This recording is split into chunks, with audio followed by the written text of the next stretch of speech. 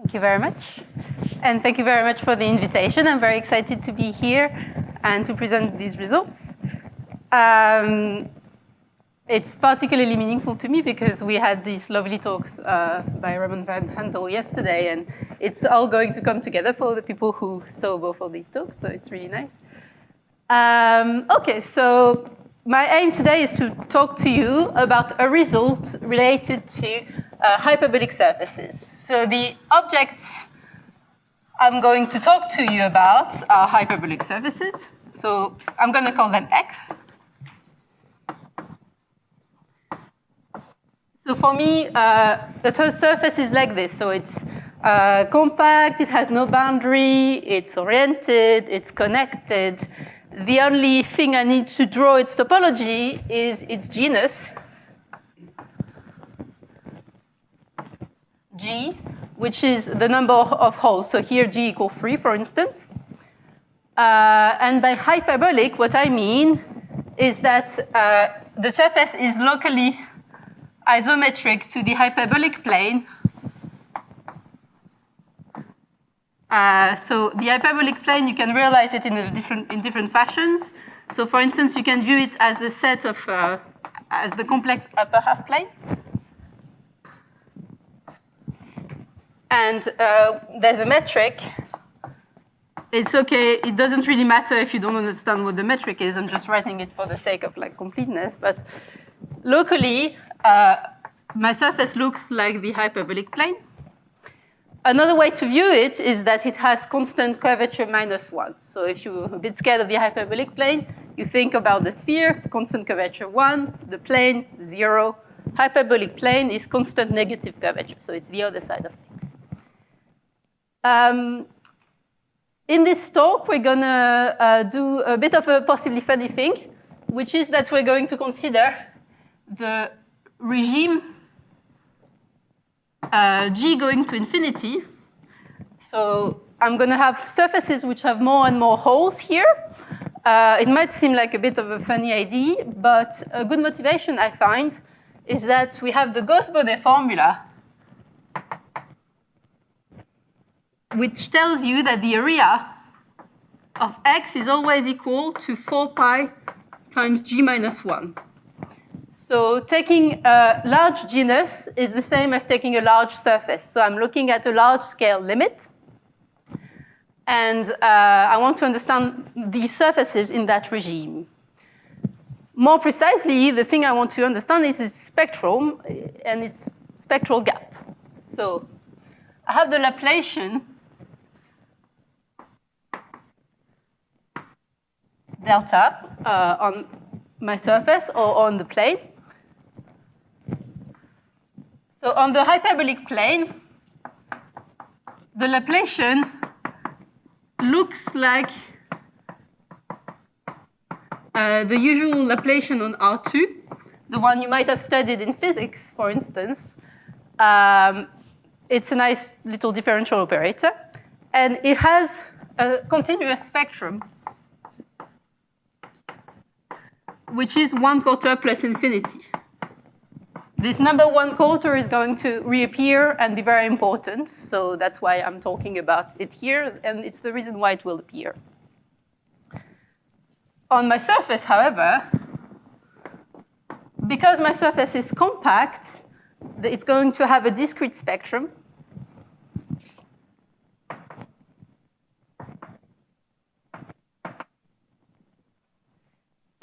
So the first eigenvalue is always going to be 0.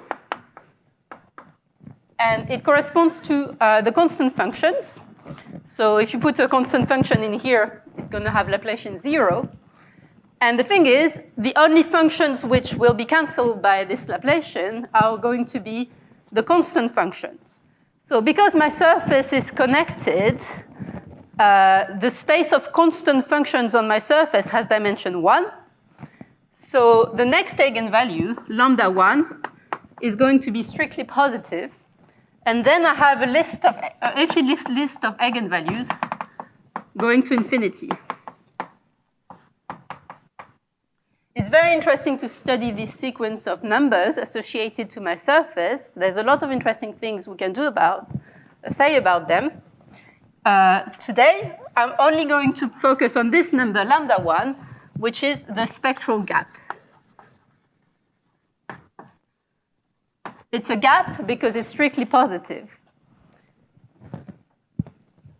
Okay, so the question now is, what can we say about this lambda 1? So it's a positive number, so I'm going to put it on the positive line. And we know it cannot be 0. Actually, it can be 0, but that would be equivalent to having a disconnected surface.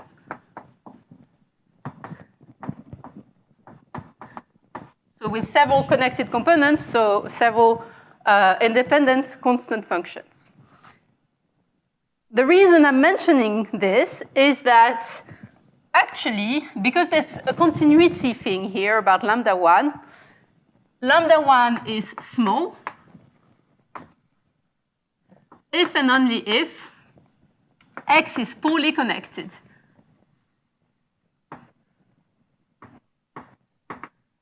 So now, if you don't like lambdas and spectrums and you don't really know what the Laplacian is, you can rather think about lambda 1 as a number which measures how connected my surface is. And actually, when we construct, it's very easy to construct surfaces with a small lambda 1. It's what we call a dumbbell. It's a surface with a bottleneck like this. Because there's this bottleneck, the surface, when I make the bottleneck go to 0, it gets two connected components, so lambda 1 goes to 0. And therefore, before it reaches being completely pinched, lambda 1 is very small. And this is an equivalence. That is to say, if there's something like this, two connected components being created, then lambda 1 is very small.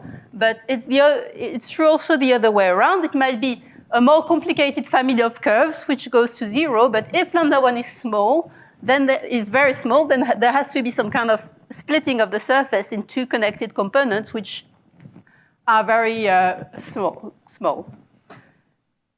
A reason why we like hyperbolic surfaces is that they have negative curvature, and so they're a very good example of chaotic systems. And so if I look at my little surface here, and I start a random walk, a Brownian motion or something, and I walk around, if I wait enough time, I will converge to the uniform distribution because it's a chaotic system. However, this guy, dynamically, it's quite poorly behaved because if my little man starts on this side, it's going to take a very, very long time before it can cross this bottleneck and start exploring the other side. So these surfaces with a small lambda 1, not only are they poorly connected, but also they have bad dynamical properties. And it's an equivalence. So if you like dynamics, you can think of lambda 1 as a number which measures how fast you're converging to the uniform measure, say for the Brownian motion, the geodesic flow, all these things that you might want to study. So all that to say, we want lambda 1 to be big. A priori, lambda 1 being small is not a desirable property. So now I'm thinking about Hygien's limit. How big can lambda 1 can be? Can it be g squared? Is it bounded? Well, quick answer.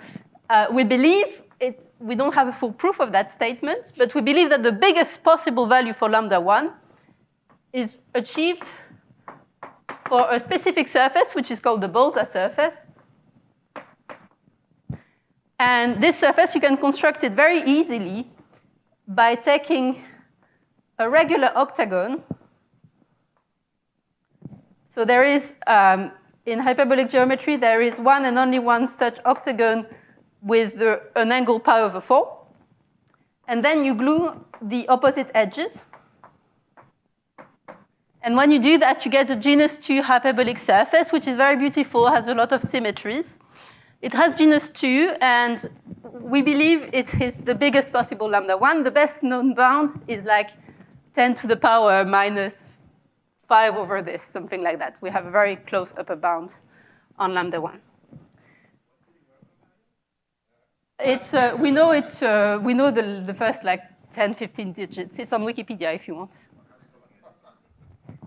Yeah.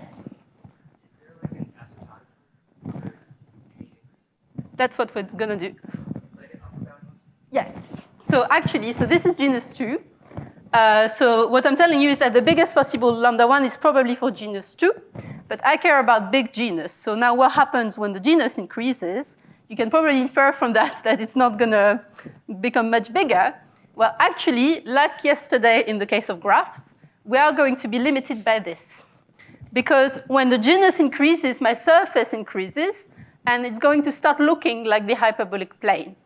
And therefore, I have this magic number 1/4 here. And the surface will always have some eigenvalues just a bit over 1/4, because it will get the spectrum of the hyperbolic plane when the genus becomes large. So what that means, in a bit more of a quantitative fashion, is that there's always going to be at least an eigenvalue between 1/4 and 1/4 plus smaller of 1 as g goes to infinity. So what this means, all in all, is that lambda 1, it might be very small in this example, but it can't be much bigger than 1/4 in the large genus limit because of the hyperbolic plane being the big limiting object here. So whilst there are some examples in small genus which are much bigger, in my asymptotic, 1/4 is the biggest possible value. So that's a result by Uber. So now the question becomes, how big can lambda 1 be in this place? So we know that there are surfaces with a very small lambda 1. It's easy to do that even in high genus. So that can happen, but can lambda 1 be around here? And actually, this was an open question for 30 years and solved only very, very recently.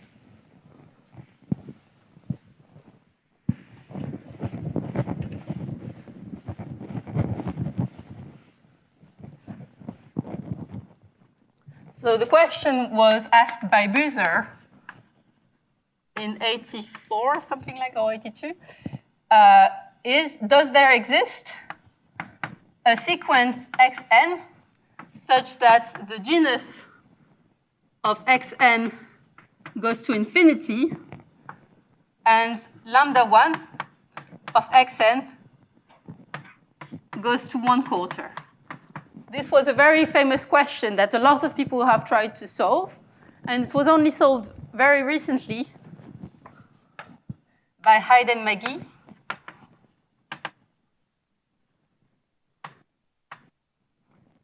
Using a probabilistic construction.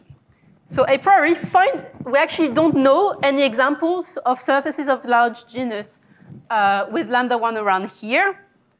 And even though we were trying for many years to prove their sheer existence, the only way we managed to do that is by a probabilistic construction, which doesn't actually give you any examples. The result I want to present to you today says that actually lambda 1 is here typically. I'm going to write this more formally in a second. But so not only do surfaces of high genus with a lambda 1 close to 1/4, so close to the biggest possible lambda 1 exist, they're actually typical. Most hyperbolic surfaces of high genus have lambda 1 around 1/4.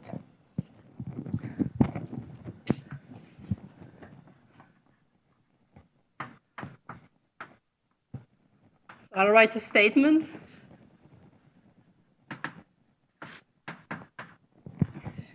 So the statement goes, for all epsilon positive, the limit as g goes to infinity, so I told you it's a limit result like in this regime, of the probability that lambda 1 is bigger than 1/4 minus epsilon is equal to 1.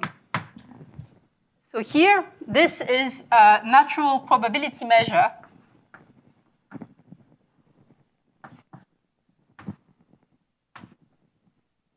on the set of hyperbolic surfaces of genus G.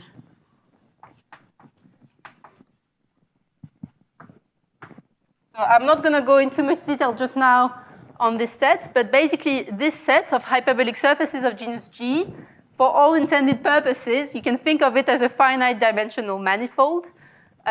This is not true, but it doesn't matter here. You can think of it as basically a finite dimension object. And you have this measure, which is basically the Lebesgue measure. So it's just, I have a manifold of finite dimension, and I put the Lebesgue measure on it. This is a very natural, it's really the nice model that you want to study to describe all the surfaces. And what I'm saying is that in the high genus limit, lambda 1 is at least 1/4 with probability going to 1. Yes, there's a question there, no? Yes, but that doesn't happen, actually. So the surface will have some small things, but they won't separate. The probability of the event you're describing is 1/g, actually. One small handle coming in.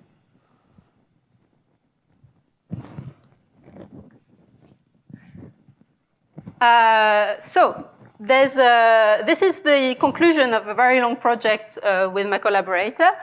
And it's also the conclusion of a sequence of iterative results coming to this. So initially, Mirzahani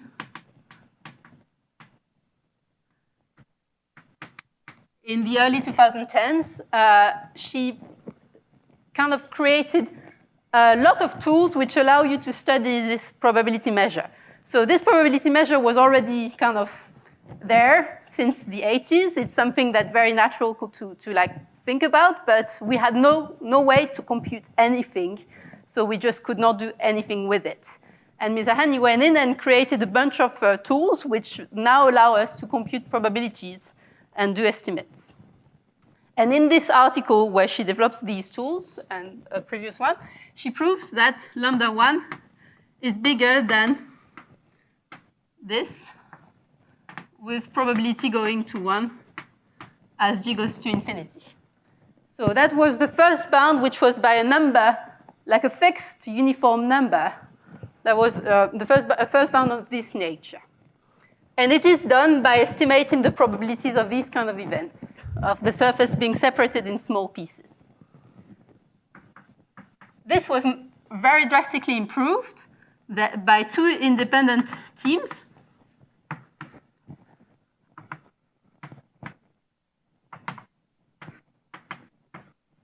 In 2013,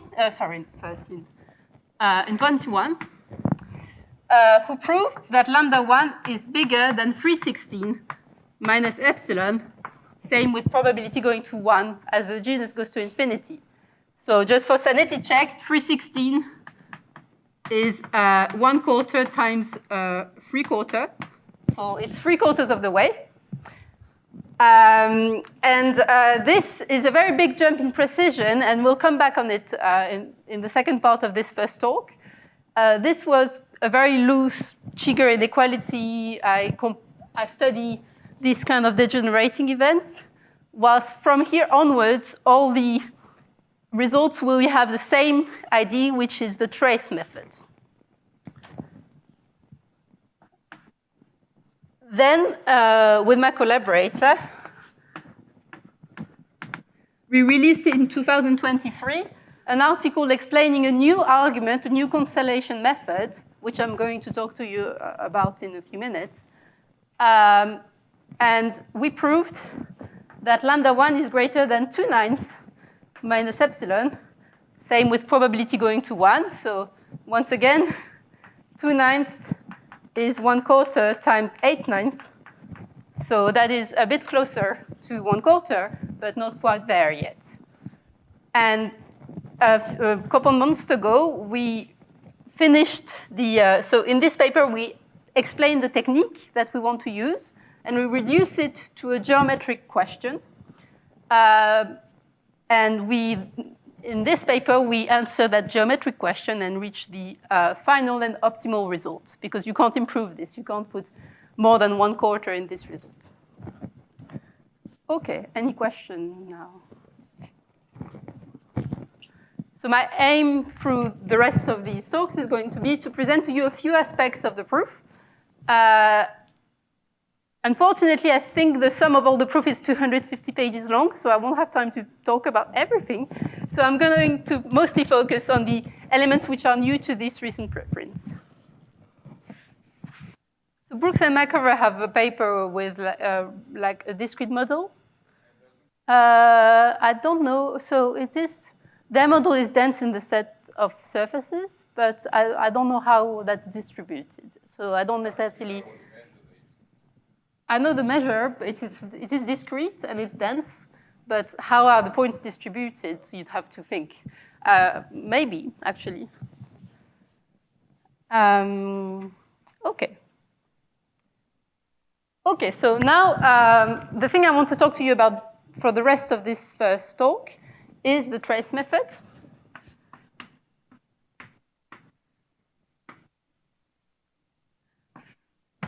And for the sake of simplicity, I'm going to go have a little walk in the world of graphs and talk to you about graphs, just because the objects are simpler to present and everything is a lot more easy to introduce.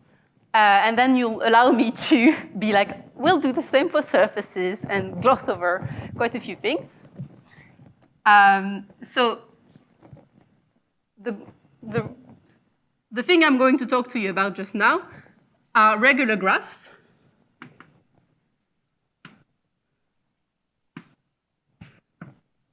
With a large number of vertices.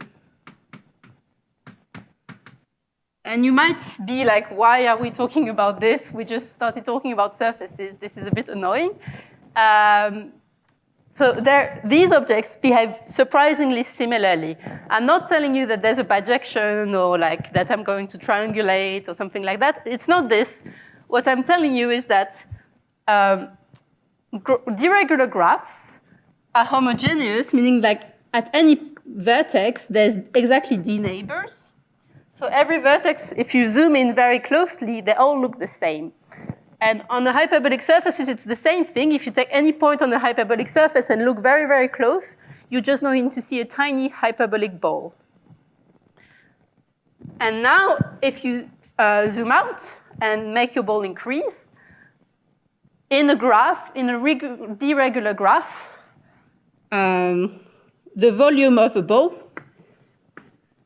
of radius r is going to be roughly d minus 1 to the power r, because it's like, say you look, well, this is kind of the growth rate that you expect in a big deregular graph. So the number of points in a ball is going to behave exponentially. And on my surface x, the volume of a ball of radius r is also going to be exponential. So they have these kind of similar property that because all the points have the same neighborhoods, and the balls grow the same way, a lot of things happen similarly. So this is not at all a formal statement, more of an intuition. Okay, anyhow.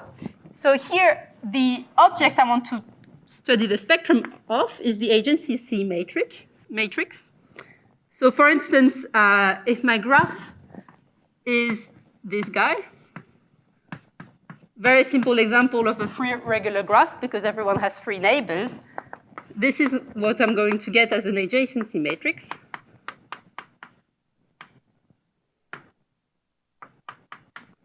So the adjacency matrix is indexed by the vertices, and I put 1 when two vertices are connected. And so the spectrum of this matrix, so it's real positive, so it can be diagonalized.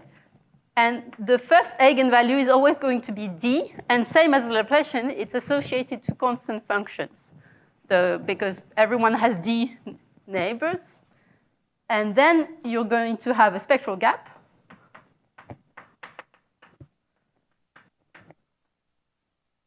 And the last eigenvalue is going to be bigger than minus d.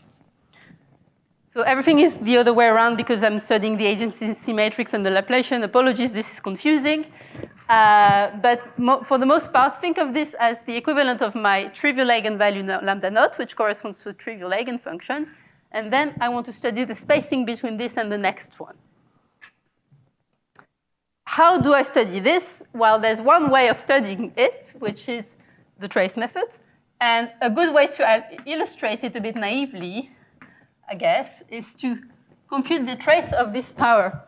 So I'm going to take a number L, and I'm going to compute this trace. And I can write it two different ways.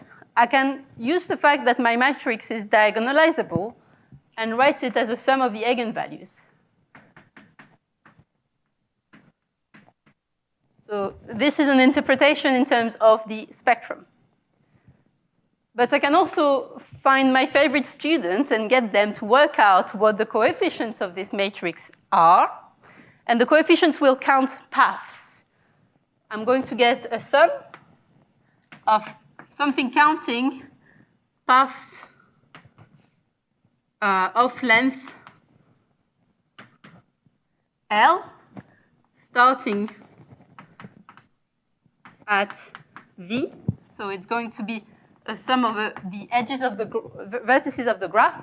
And because it's a trace, I'm summing on the diagonal, so it's actually going to count closed paths.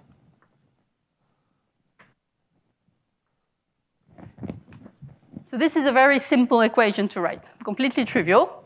But the reason I want to show it to you is that it's a link between the spectrum and the geometry. It's a link between the eigenvalues, which is what I'm concerned about, actually, and counting of closed paths on my graph. And there's a length here appearing. Importantly, we know what this sum is going to look like. We know that if I take L large, the trace of A to the power L is going to be dominated by this term, which corresponds to the trivial eigenvalue. So this will always be the leading term.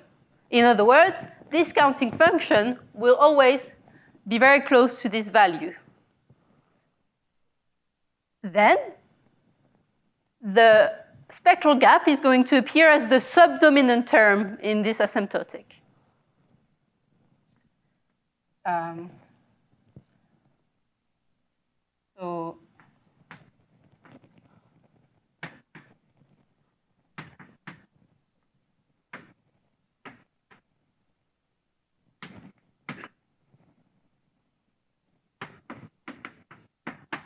So the leading term is always going to be driven by the trivial eigenvalue, and the spectral gap will be seen in the distance between the leading term and the next order term in this geometric counting function.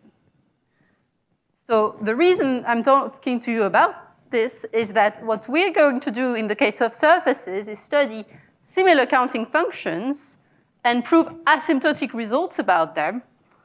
And this is how we're going to deduce information on the spectral gap.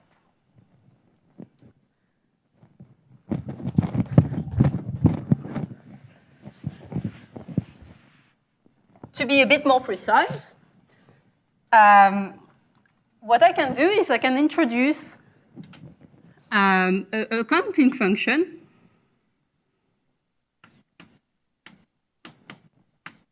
which depends on the degree and the number of vertices, which is the average. So the average amongst deregular graphs with n vertices of the number of irreducible closed paths of length L. So irreducible means that I can't go in one direction and just go back where I came. I always have to go take my next step somewhere else. So that removes some of the paths. But if I consider this function, so this is the expectation amongst graphs, deregular graphs with n vertices. And here I'm counting closed paths of length L on these random objects. So this is just a function of L.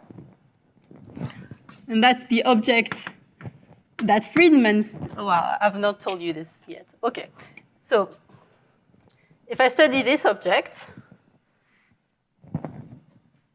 in the world of random graphs, the analogous statement to the statement I am presenting was proven by Friedman.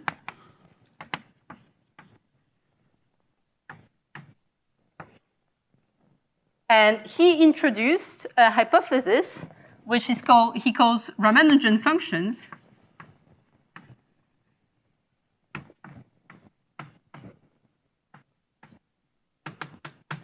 And he says that a function of L is a Ramanujan function if it has this kind of asymptotics. The leading term has to be a polynomial in L times this exponential term, d minus 1 to the power L. And then the next order term has to be bounded by L to the power a constant, d minus 1 to the power L over 2.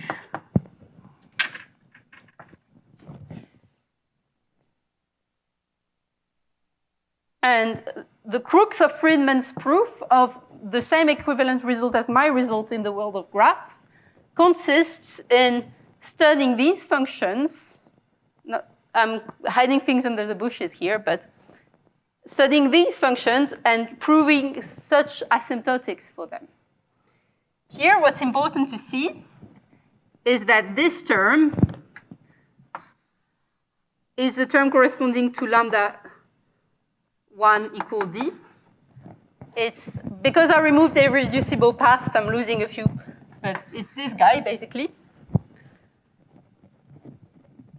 And the thing that's important is that the power here is the power you expect to come from the trivial eigenvalue, but then there's a gap in the exponents. I go from something to the power L to something to the power L over 2, and the gap there really corresponds to the gap you expect between the trivial eigenvalue and the next one. And so in Friedman's proof of the analogous statement, studying this property for such similar counting functions as this one is really the key element. And so one thing that happened when we started to try to prove this back in 2018, I believe, is that obviously we knew that graphs and surfaces were similar. So in that situation, you would read the proof for graphs and try to redo it. But Friedman's proof is quite obscure, very long, and we actually didn't really manage to gain any information from it. And the other proof at the time, so there's new proofs now, but the other proof at the time doesn't work to our knowledge for surfaces. So that was the other proof we could try and implement, and we understood nothing. And then 3 years later, we looked back into it with more understanding because of having spent all this time, and then we're like, oh, this is what we've been trying to do, except it's just done. Ah, interesting. So we were very surprised to discover that actually our natural approach had been converging to Friedman's approach. And so therefore, we like to present his results a little bit in our talks. So now I'm going to have the heroes of my story. I'm back on surfaces. The key thing is we're going to count geodesics now instead of paths, and we're going to prove asymptotics like this.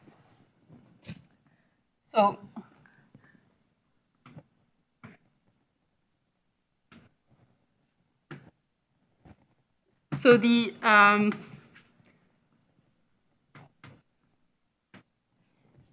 in my world of surfaces, I'm going to have some volume counting functions. I'm going to talk exclusively about them in the next talk. So for now, I won't say anything. But this is a geometric counting function.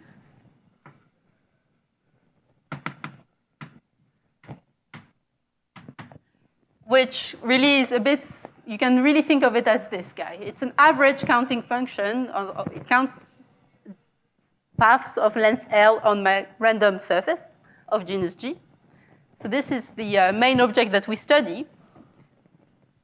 And then we introduce what we call the Friedman-Ramanujan property.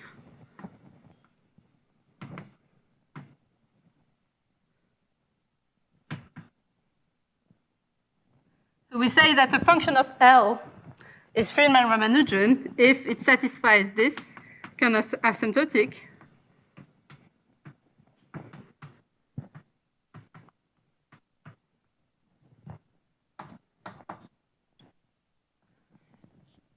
And so this term is going to correspond to the term you expect coming from the eigenvalue lambda 0 equals 0.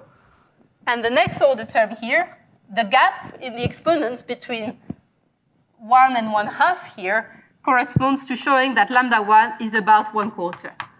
If you showed this with a 3/4 here instead of 1/2, you would get that lambda 1 is at least 3/16. If you showed it a bit better, but not quite so 1/4, you would get a bit of a better lambda 1, but not quite so. And the 1/2 here is the best exponent you could get. This is necessarily false. If these kind of asymptotics you will not find with a smaller exponent. And the fact that it's exactly this exponent corresponds to the result we're trying to prove.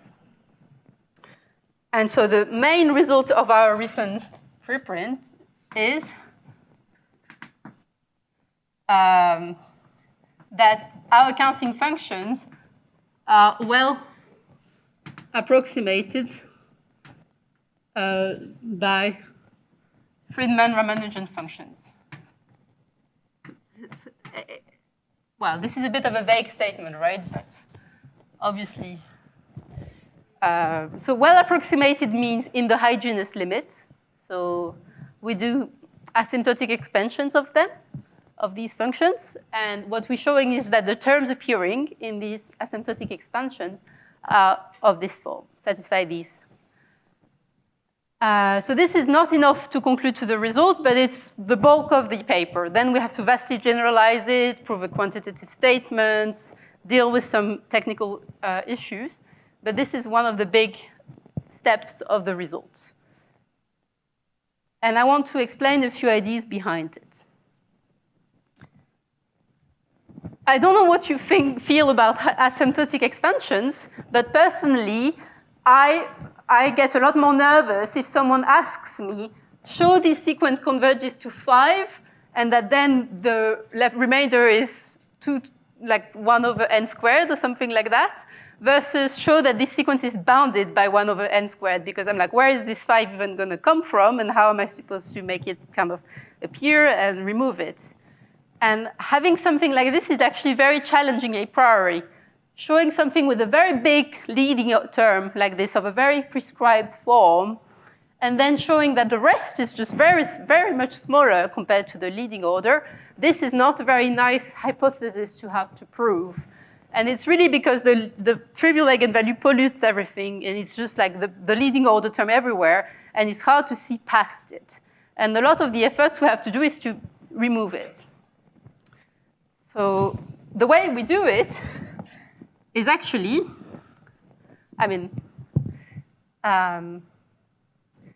so I'm going to write, okay, so in order to show you a few ideas behind the way we do this, I want to show you a little fun computation which says that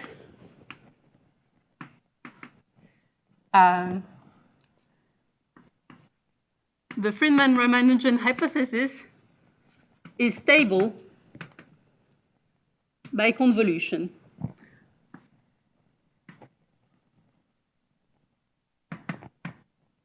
This is going to feel completely out of, completely unrelated to anything right now. I promise we will come back on this idea in the second talk. But it's a funny computation to understand a little bit how this hypothesis works.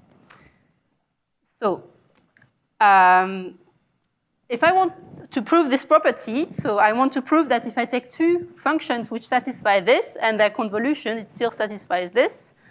Well, you can just do a very explicit computation. It's actually less easy than you'd think. You actually have to think a bit. It's not completely obvious, but you can just do it explicitly. But there's a bit of a funnier way to do it, which is to make 3 key observations. L is a length. So here it's an integer. And here it's a real number. Here it's discrete, and here it's continuous, yeah.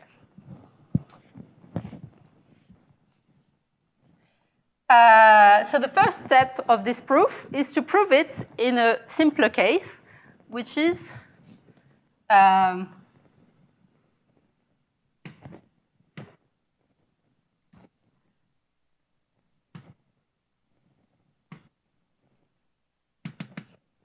where for functions which don't have a main term. So we call these functions Friedman-Ramanujan remainder. So it's the Friedman-Ramanujan remainders is the functions which do not have this principal term. This is equal to 0, and they just satisfy an asymptotic like this. And in this case, it's a very simple bound.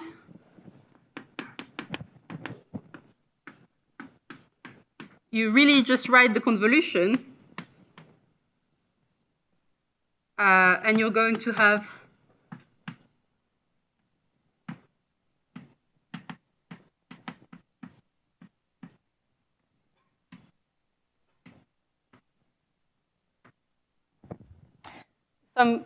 just by applying the bound, you're going to have something like this, and it's going to be smaller than this.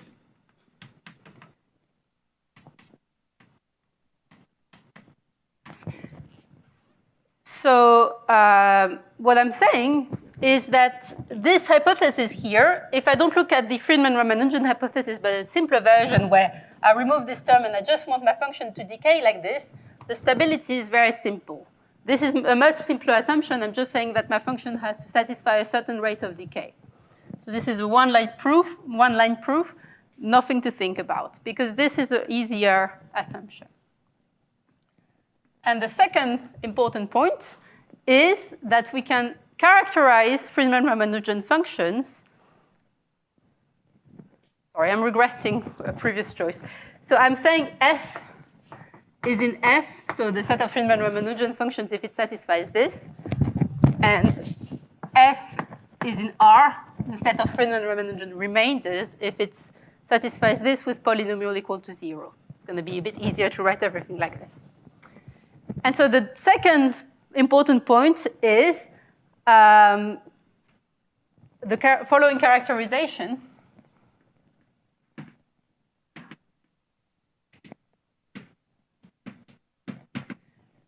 Which is a characterization in terms of integral equations, relying on the very simple observation that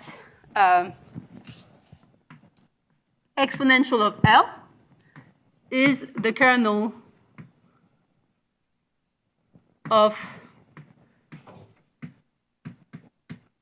the operator derivation minus identity. You might have heard this story about exponential of L, that its derivative is itself. So this term here, you can naturally see as solutions of a certain differential equation. I don't really like this operator because there's a derivation and I might have to worry about the regularity. So instead, I rewrite it in an integral form.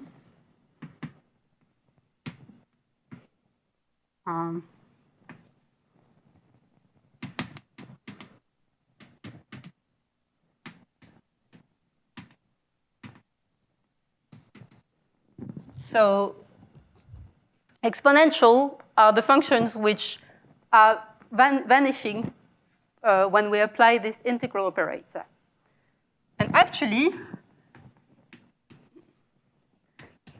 polynomial time exponentials correspond to kernels of the iterates of this operator. So so P is, for me, is the primitivation vanishing at 0. So instead of writing derivative minus identity, I'm integrating this. So now I'm taking identity minus primitive. Sorry? The antiderivative, yeah. Sorry. So it's the antiderivative, yes, I guess. So functions of the form polynomial time exponential are going to be cancelled exactly by the iterate of this integral operator. And this yields the characterization that f satisfies the Friedman-Ramanujan hypothesis if and only if there exists a k such that Lk of f is a Friedman-Ramanujan remainder. So this is a complicated hypothesis, but what I'm saying is in order to avoid having to prove this complicated hypothesis, what I want to show is that I can apply this operator to my function enough times that now I just have to prove a decay on it because I killed its leading order. And this is really a very simple characterization. You see when you apply L, you'll end up killing this, and then you'll get something which only has a remainder. And now we can conclude in a one-line proof. So you take F1 and, so remember we want to prove this. You take F1 and F2, two Friedman-Ramanujan functions, and you want to prove that the convolution is a Friedman-Ramanujan function. Well, you know they belong in F, so you can apply this and find two integers such that Lk of f are remainders. So you kill the principal terms. And then you observe that if I apply my operator L, k1 plus k2 times to the convolution, because the convolution behaves nicely with differentiation and antiderivatives and things like that, I can rewrite this like this.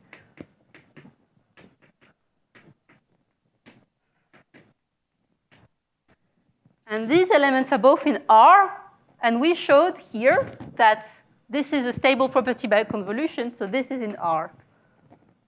And by the characterization, again, that means that this is in F. So by applying my operator L, I avoided having to prove asymptotic estimates, but rather just to prove some upper bounds. And the mechanism here is to apply my operator and apply it to the right part and canceling all my problematic terms coming from the trivial eigenvalues, and then reducing myself to proving upper bounds. Thank you very much for your attention. In the next talk, we'll talk about these guys. So hello again. So now that everyone is well-fed and sleepy, I'm going to tell you about geometry.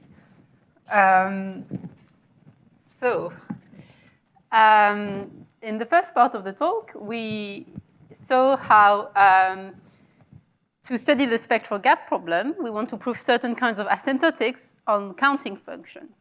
And actually, this is where the spectral gap question just completely stops. From here onwards, everything I will tell you is purely geometry, and I could be presenting all that to you as, I would say, results of interests in themselves.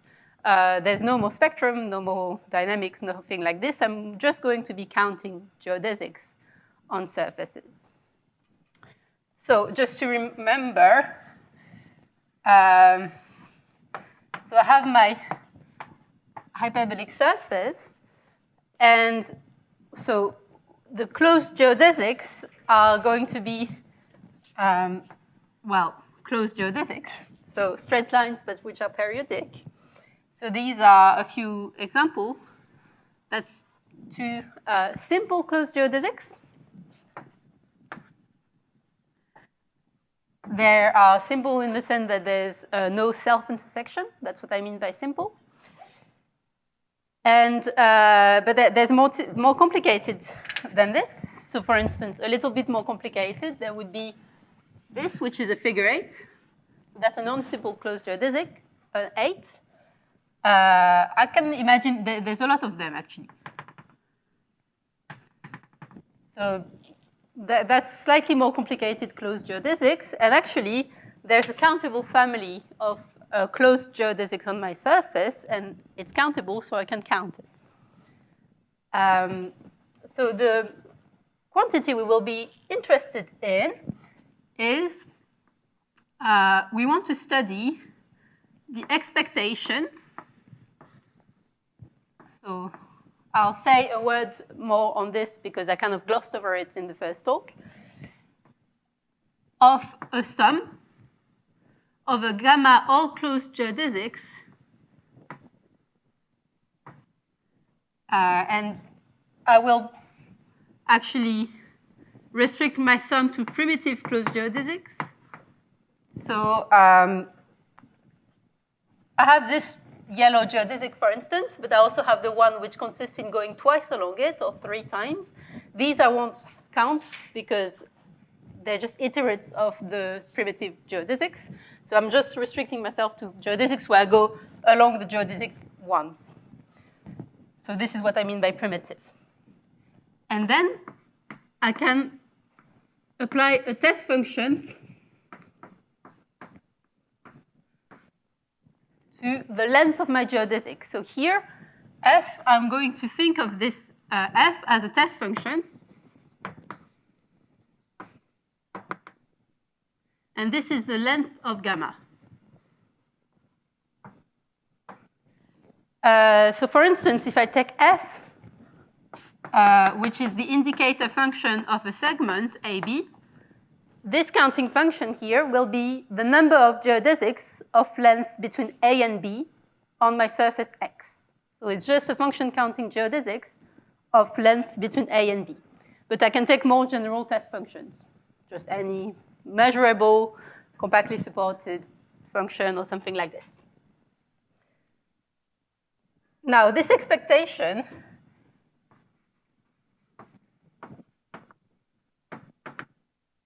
it's the expectation with respect to the Val-Petersen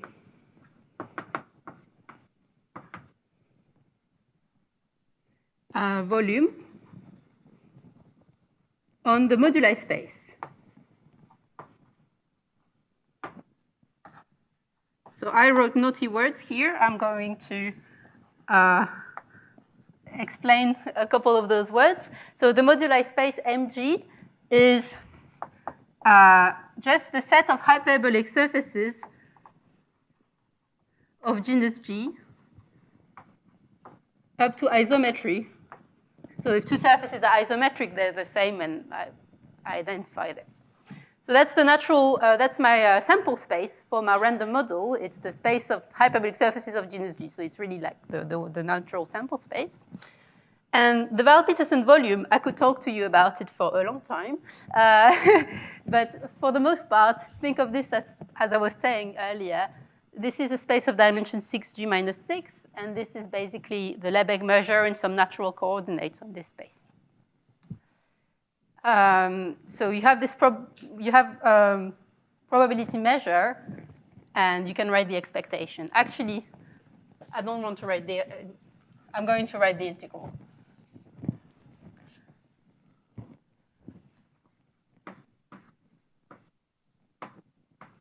So that is my Val-Petersen measure on the moduli space. And so I have this function which counts geodesics on X. And what I'm saying is I want to integrate it by picking a random surface. So I integrate it on the set of possible surfaces. So this is something we want to compute. And you can just wince a bit and do some measure theory. It's really not very deep. And you can view that you can rewrite this in this form.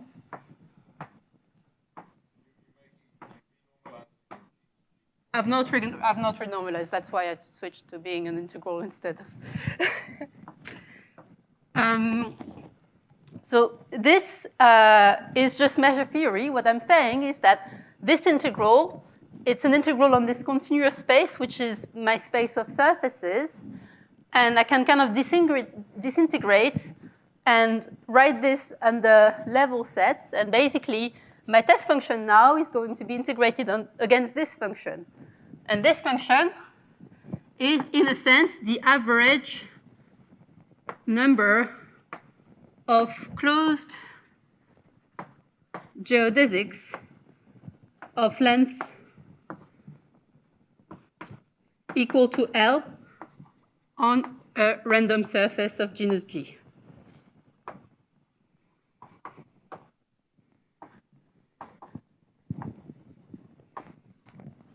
what I'm saying is that if you take f to be the indicator function here, this average is just going to be the integral of this function between a and b.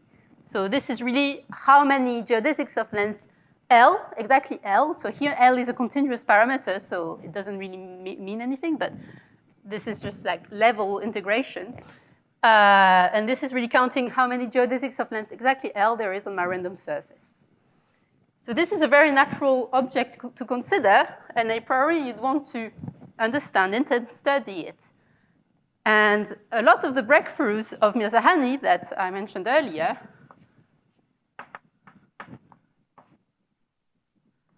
consisted in expressing VG S of L. And by this I mean, here you will notice that I wrote all because I'm counting all the different geodesics on my surface, all the primitive ones. Here, Mirzahani, what she did was the restriction to simple geodesics. So I can redo the same thing, but instead of summing over all primitive closed geodesics, I sum over all the simple ones. And I will get another density function here, another volume function, this one. And there's a very simple expression for it. What we did with Nalini is that we provided expressions and ways to compute and understand in very good detail this for any type of geodesic. So not only the simple one, which is the simplest case, but for instance this 8, but actually even any super complicated geodesic on my surface. So in order to do that, the first step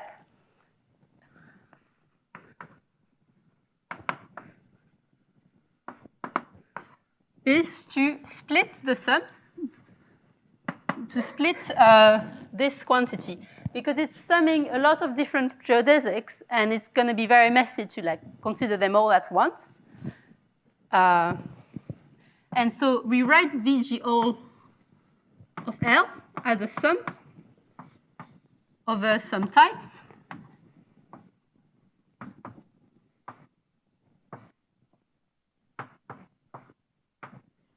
So here, what I'm saying is I have all my geodesics in one big bag. I don't want that. I'm going to separate them in a few smaller bags, and I'll study together geodesics in one bag. So one of those bags is going to be T equals simple. So one of the terms in this sum is just the volume here, where I restrict this sum to just simple geodesics. Another term would be T equal this shape. So both of those geodesics, both of the purple ones, but also every single thing which looks like an 8, you can sum them all. So you take the sum of all geodesics which look like an 8, and you get a volume function here. And we can provide an easy expression for it. OK, so this function, it counts geodesics of length L and topology T. So the topology can be simple. It can be that it's an 8. It can be that it's any prescribed shape.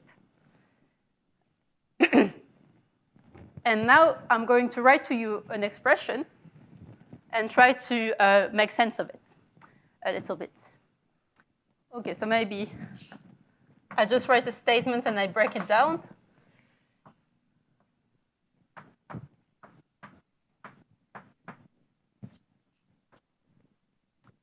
So it's not going to be very clear when I write it down. I apologize in advance.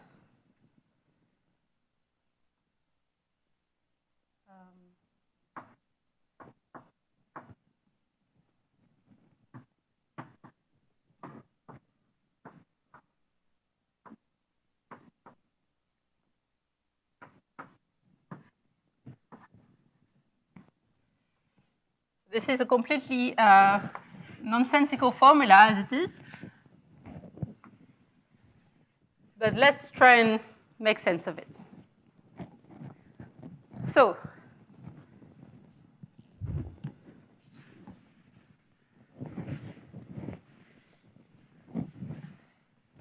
the way we compute I'm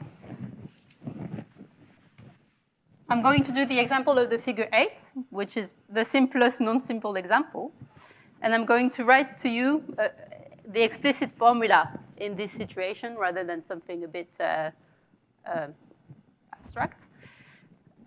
So my question is, how do I construct a random surface which contains an 8 of length exactly L? Because this is what this function counts. So the question is, I want to create a surface of genus G which contains a geodesic that looks like an 8 like this, and which has length exactly L. So I know I want my surface to contain this, and I want to construct such a surface. And I want to count how many surfaces like that exist. And this is exactly what this volume is counting. So in order to do that, the first step is to say which 8 I want, because there's actually quite a lot of different 8s of length exactly L. I can have 8 which is like this, or a much more balanced 8. So there's actually a set of different 8s which have length exactly L. And the way to view this is that an 8 always lives inside a pair of pants. So I'm going to draw it like this, I think.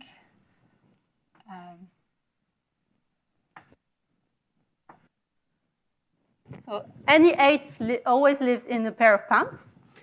And what's great in hyperbolic geometry, so if you have your memories from school in Euclidean geometry, is if I tell you I'm considering a triangle with sides 2, 4, and 3, you know what that means. I'm telling you, like, this is the triangle I look at. There's one and only one. It's not ambiguous. Well, in hyperbolic geometry, if you give me any 3 lengths, I'm going to call them x1, x2, and x3. There's one and only one pair of pants which has these edges length, exactly like for the triangle, except there's no triangle inequality to satisfy here. So any fixed 3 values. So describing my 8, and like saying whether I'm looking at this 8 or that 8 is equivalent to describing these 3 numbers with the additional condition that I need this geodesic to have length L. So what I'm really looking at here is I'm looking at the set of metrics on the pair of pants such that, so my metric I'll call y, it's the y down there, such that the length for the metric y of my figure 8 is equal to L. So this set here, in this situation, not always, but in this situation here, it's exactly the set of x1, x2, x3 in R plus 3. So I just pick those 3 numbers with the additional constraint that you have to have the length here, and there's a formula. It's not the nicest formula in the whole history of the world, but it's not that bad.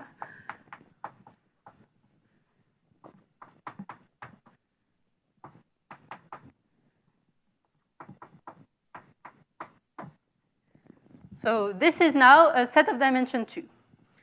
I have 3 parameters, but I have one condition, which is I want the length here to be exactly L. And I have the Lebesgue measure on this, 3 numbers. And by the inverse theorem, I can define a measure on these level sets, which is induced by the Lebesgue measure. And this thing here is this measure.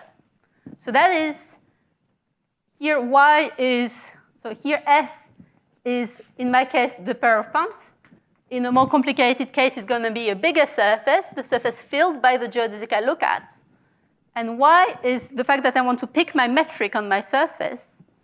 And here, what I'm writing by this dividing by DL is I'm looking at the measure induced by the Val-Petersen measure here, Lebesgue there, same, on this level set.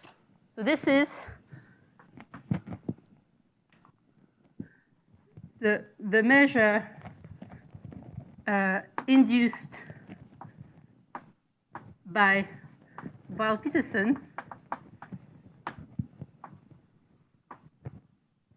on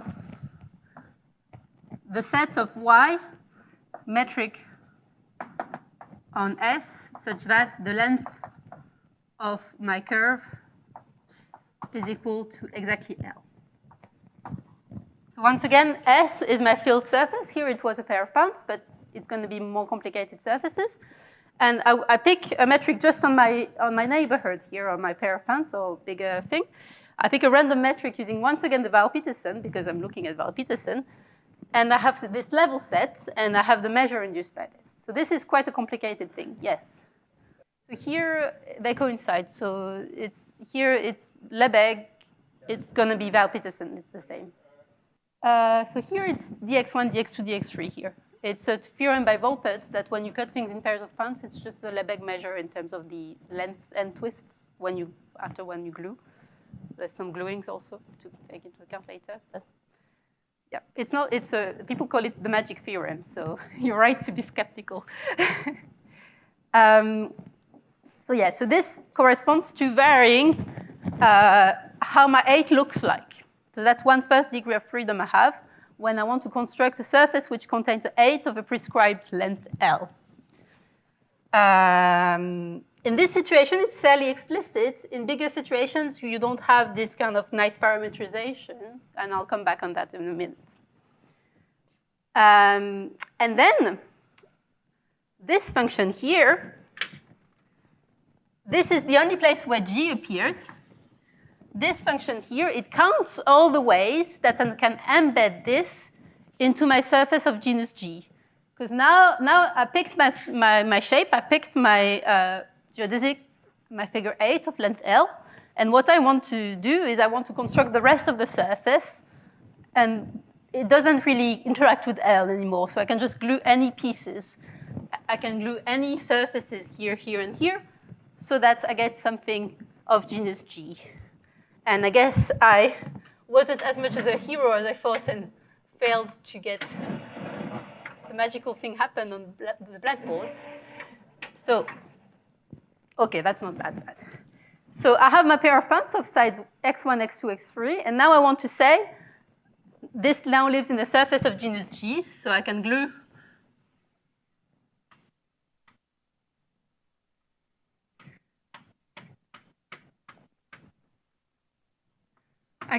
one surface with 3 boundary components and genus, say here, G is equal to 6. I can glue one surface of genus 4 with 3 boundary components of length x1, x2, and x3. And any surface like this will give me 8 in the surface of genus G. But I can also glue one surface of genus I here. So this is going to be G minus 2. And another surface of genus G minus I minus 1. Or I can do the same but with different sets of components. Or I can glue 3 little surfaces.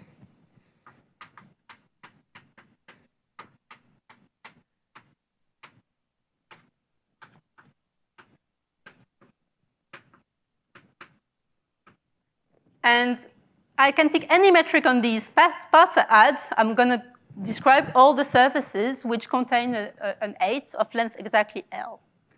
And so this function here enumerates all the possibilities for this. It's a topological enumeration. So actually,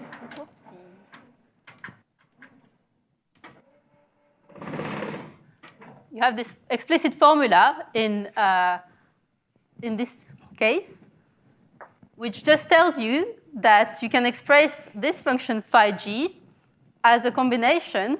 So this is the volume of the sets of surfaces that I can glue here. And this is the product of the number of possibilities for this piece and this piece. And this is the product of the number of possibilities for this piece, and that piece. And I add all these contributions because I'm saying these are the different possibilities. So this is really something telling you, how do I construct my surface? Well, I pick my 8, I pick the geometry of my 8, and now I vary the way it's embedded in my ambient surface of genus G. Okay. Sorry? Which function? So these are not too bad. They're polynomials of high degree, and the degree depends on G, so they're going to look like exponentials. Spoiler alert. But they satisfy a lot of nice topological recursions and things like that. They're very nice to study. You have to work on them a bit. It's not like that easy, but there's things you can do. What's great with this formula is that now if I want to study this guy, it completely splits the problems in two parts. The only place where G appears is here. Remember, I want G going to infinity. So actually, I have two problems in my life. I want to understand what happens when G goes to infinity to this guy. And also, what the hell is this integration here? That's the two problems. First problem is actually quite easy to solve.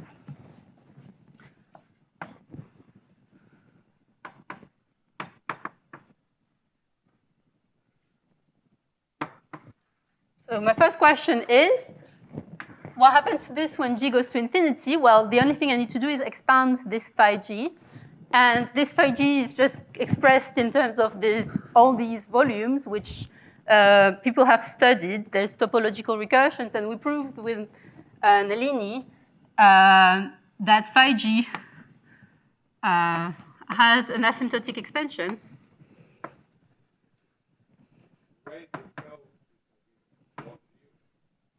Sorry? L is going to be a big multiple constant of log G in powers of 1 over G. So you can expand it in powers, and the terms look like a polynomial in x1, x, and s. So here, ns is the number of boundary components of S. So it was 3 just before. Times, you have a product of Koch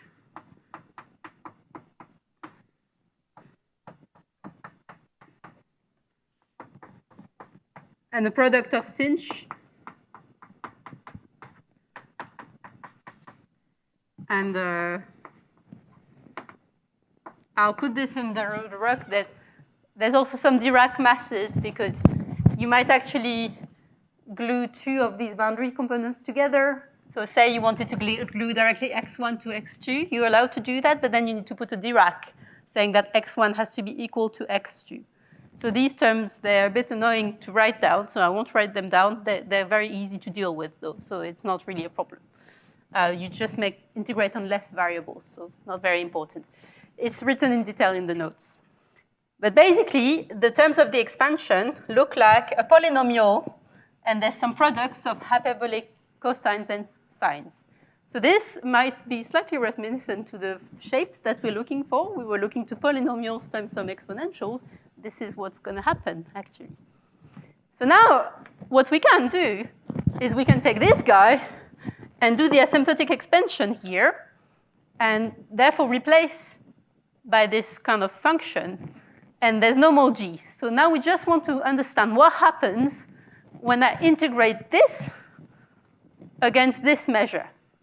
But the problem is no one studied this measure before, so we had to figure out how to do that. So this is the easy bit. The hard bit is to understand the measure.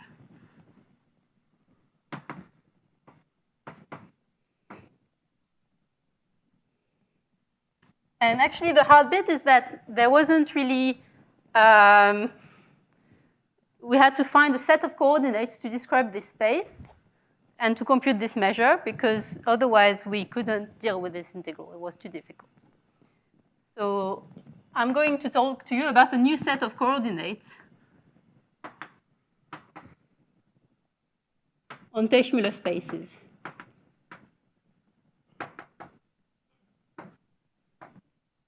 So by Teichmüller space, I mean my Y here actually, it's an element of the Teichmüller space. That means it's a metric, basically, for all intended purposes.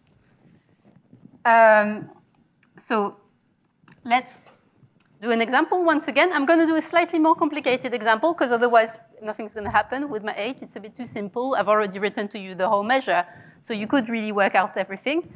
So I want a more complicated example.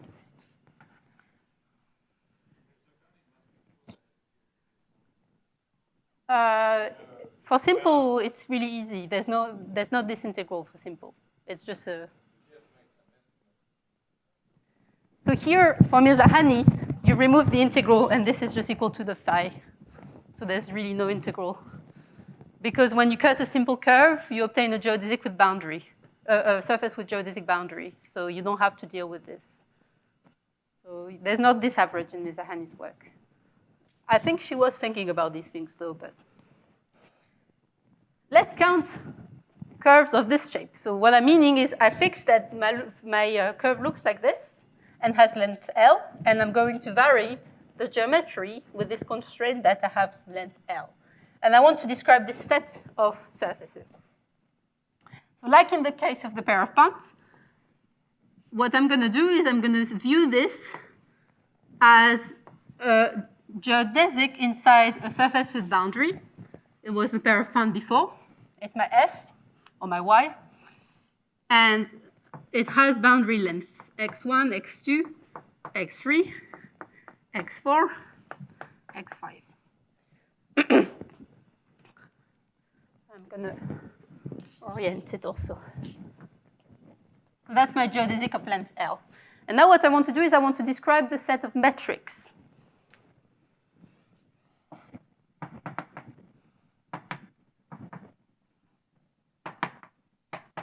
Such that the length of the curve is exactly L. So here, contrarily to the to the pair of points, where it was enough to know the length of all those boundary components to describe the metric, this is no longer the case. So this space is actually a space of dimension 9, and there's only 5 numbers here, so there's 4 extra parameters I need. Generally speaking, what happens here is that I have a certain number of intersections.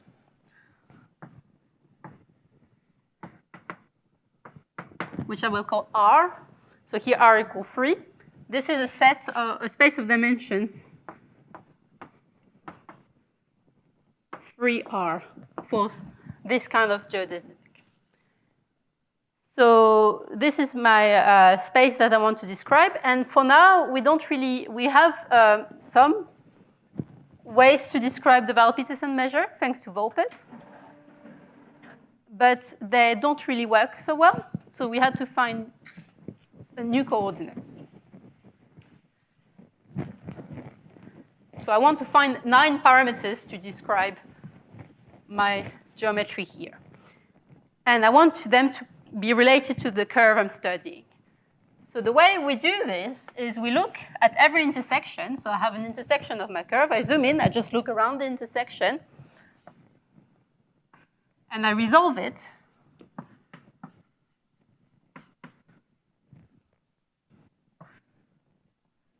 Meaning I switch the way the intersection works. So I keep everything the same outside of the neighborhoods of the intersection, but I change this pattern into this pattern. Except here, I kind of don't like this because I forgot I had an intersection here. I don't really see it anymore. So in order to remember, we put a little bar here, which symbolizes this intersection that we removed, just to keep track of where it was. When we do this on this picture, what's going to happen, I'll do it here.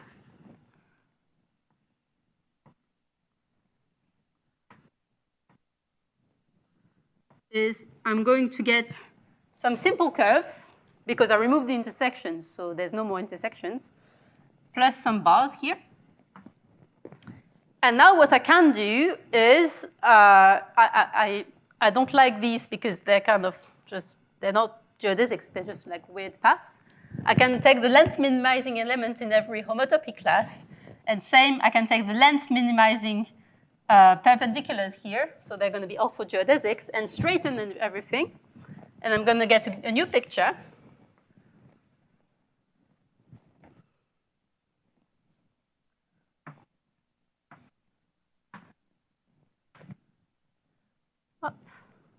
And these are really closed geodesics now, because I took the length minimizing element in the homotopy class. And these are really orthogeodesics. So they are straight lines, and there's like little right angles everywhere. And now I am quite happy because the lengths of these blue curves and orange segments, there's 9 of them, which is exactly how many I needed, because I'm looking for 9 parameters. I have a space of dimension 9.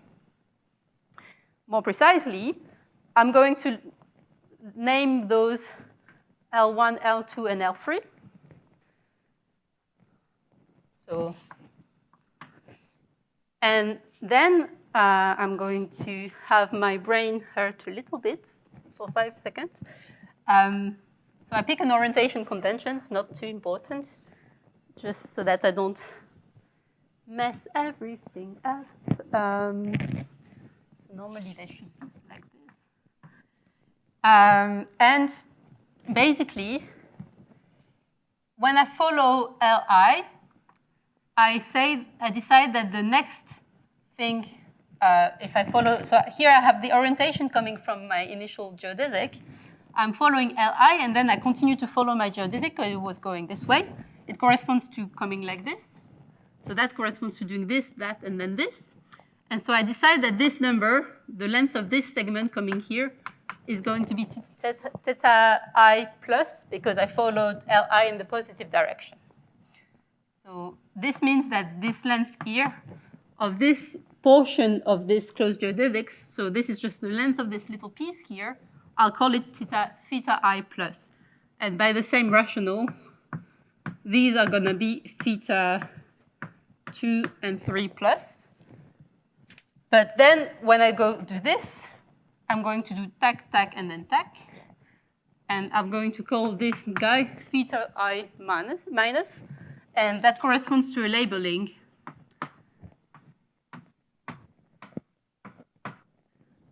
So then that's just giving names and in a nice fashion to all those little portions. So the lengths of, so this theta I minus, for instance, is the length of all this guy, which is actually this x1 that was before.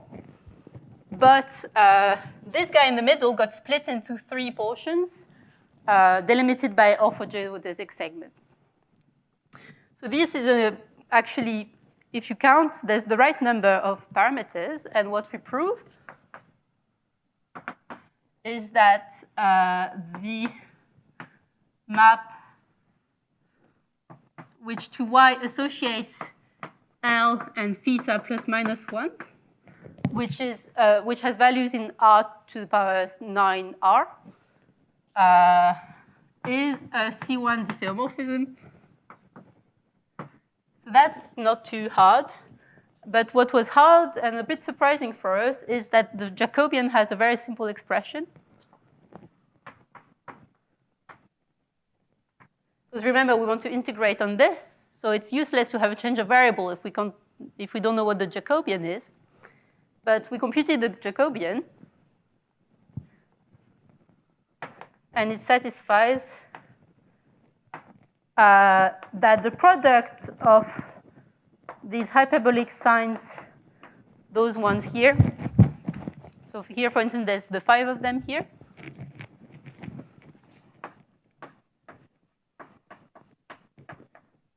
is equal times the volume, the Val-Petersen volume here, is equal to 2 to the power r. Then you have the product of the signs of the lengths of just the blue curves here. So On the left side, you have all of those boundaries, including the outer one. On the other side here, you have only the blue curves here that you obtain when you open. So that's the blue curves. And that's all the boundary. So the blue curves are actually, you can rewrite them as linear, as sums of those theta parameters. So they're very easy to express in terms of the thetas. Then there's the product of the hyperbolic sinh of the Li's, so the bars, and then GL d theta. So that means that you can taking a random metric here can be done by just taking random parameters on my decomposition. And what's great for us is that the parameters talk with the loop that we're studying. So we want to understand the level set where this curve had length exactly L. It's going to be a bit easier in this parameterization of this space because there's a link between L and the parameters. More precisely, there's a very simple formula. I mean, where did I put the, oh. So that's one element, is we have new coordinates, and we have a Jacobian, which we can compute. That's already a great step. The next step is to compute L as a function of the new coordinates we have. So now I want to go back to knowing my curve. But what I do actually is, I won't draw it again on it, otherwise it's going to be too crowded.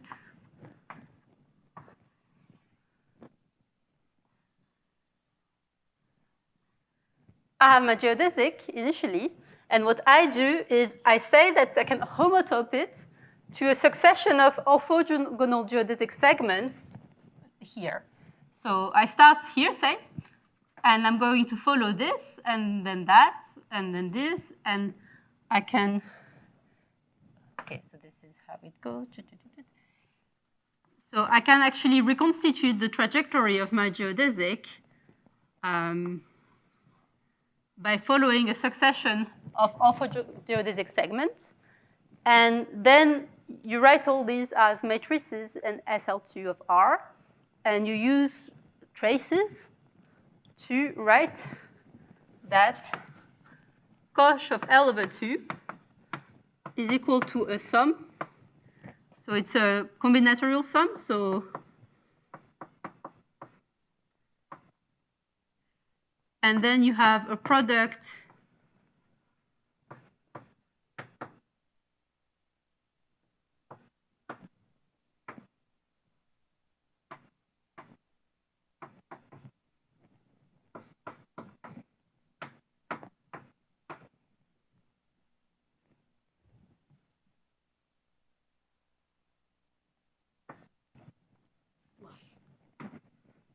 You'll have to forgive me.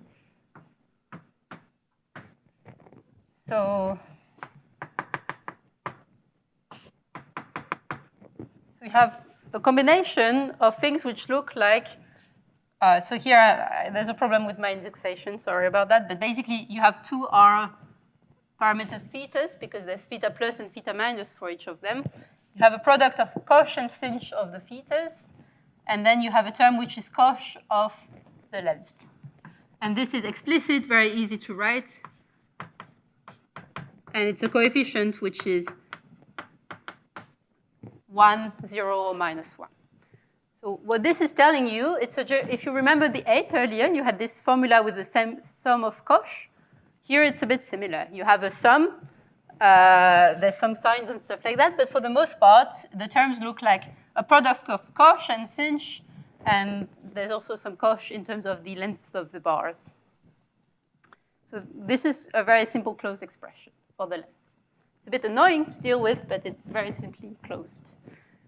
So now what I'm telling you is that I can understand entirely this integration. I have these parameters and restrict on this ugly level set for the induced measure. And I need to study these quite complicated integrals, but at least I can study them. Okay.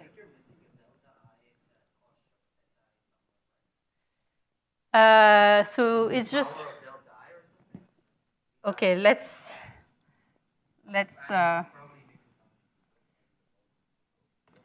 it's just I need to so there's two R parameters, and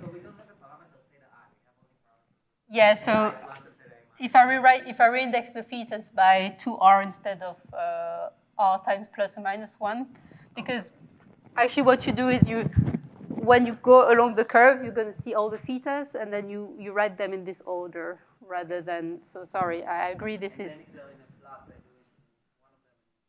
So here there's all of them appear exactly once. It's just I reindexed the set by 2R instead of R times plus minus 1. Sorry, it was a bit, it's done well in the notes, so if you want to have a look.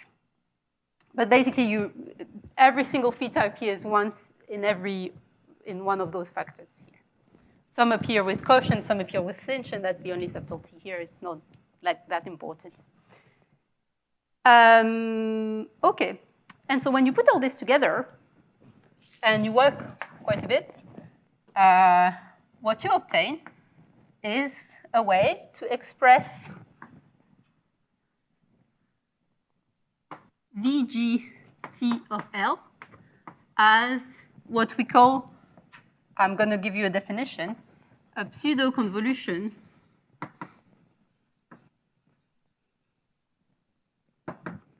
of Friedman-Ramanujan functions.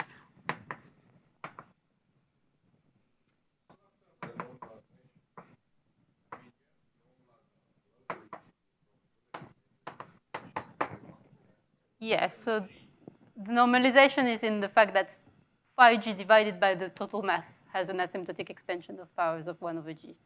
This is where it got hidden. There's no more g here, no. The g goes in the phi g enumeration.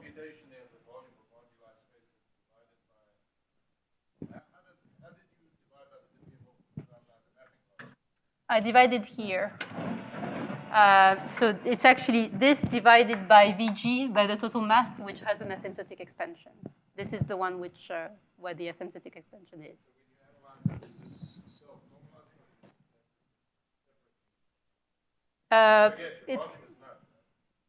The volume is known-ish.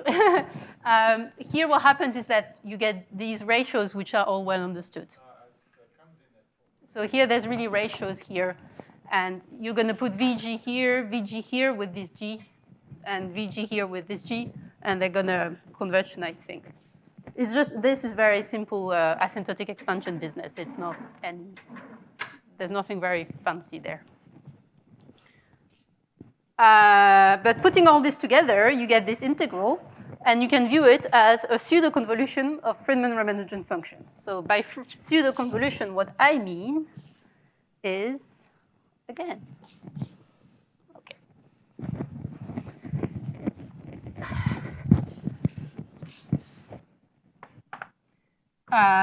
If I have a family of functions, I define the pseudo-convolution of my family of functions against the weight against the weight phi and on the level set H applied to L as an integral. I'm going to integrate the products of Fi applied to my different variables Xi. My weight is a weight, so I just multiply it by phi.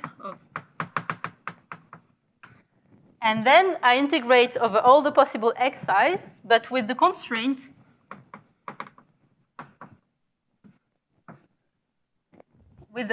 here that H of X1, etc., Xn is equal to L. So this is exactly the same kind of integration I had before. I have a certain number of variables, x1 until xn, And I restrict myself on this level set. So I take the induced measure on the level set where this condition is satisfied. So this condition is going to be this condition here. Here I have my functions, and I have a weight. So this would be a usual convolution if phi is the constant function equal to 1, and h is the sum of xi's. Because in that case, what we would be integrating is the level set where the sum of xi is equal to L. Here, h will be this function, and phi will take into account all the error terms that I didn't mention to you all throughout, and like some other problems.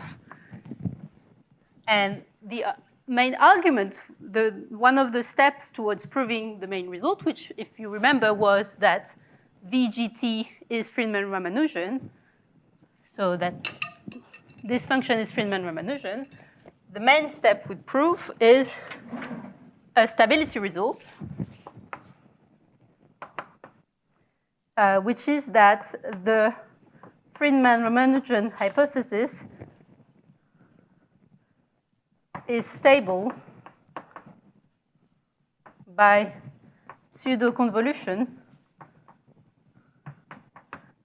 if h is close to the sum of xi and the weight is close to constant.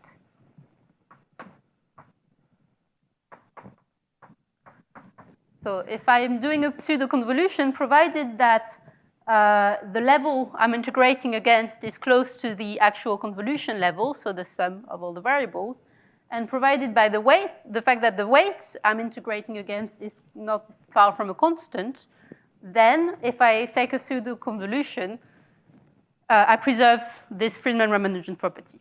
So this means that because this is a pseudo-convolution of Friedman-Ramanujan function, it is itself a Friedman-Ramanujan function. And this is how we conclude. And the proof of this statement is exactly what I did at the end of the first lecture, except there's more terms to control. So you'll have terms controlling the derivatives of this guy and terms controlling the derivatives of this guy. And you'll have to understand everything. But if you make the right hypothesis on h and phi in terms of being close to what you want them to be, all those terms will be Friedman-Ramanujan remainders, and you'll be able to say that they're small. I think I'm good to stop here. Thank you very much for your attention.